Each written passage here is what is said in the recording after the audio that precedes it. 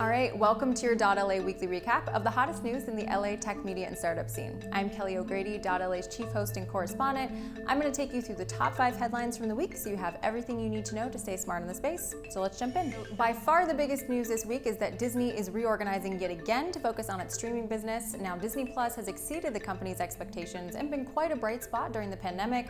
There's going to be one distribution arm that's going to determine how best to monetize that content across all their different platforms. It's going to be run by Kareem Daniel, who is CEO Bob Chapek's right-hand man. Well, it's no surprise the in-person concert business has been ravaged by the pandemic, and frankly, that's how artists make their money. So the music industry has turned to live streaming events, which has allowed artists to engage in new ways with fans. The problem is, how do you get those fans to pay for those digital shows? If they're able to figure that out, it's going to usher in a new paradigm for musicians and audiences alike.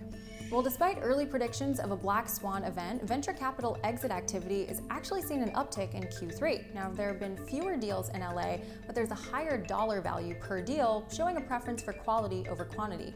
And 2020 is on pace for record highs when it comes to capitals raised for VC funds. 2 California ballot measures could have a huge impact when it comes to tech companies. You've probably heard of Prop 22 if you use Uber or Lyft. That's going to determine if the company has to classify their workers as employees or independent contractors. Now, Prop 24 looks to expand privacy regulations and could lead to companies having to offer an opt-out when it comes to data collection. And finally, Spotify is continuing to expand its podcast empire as they seek to become the go-to platform. So if you're a podcaster and you're using their creation tool Anchor, you now have access to all of the music in their library, which is pretty huge when it comes to creating your podcast.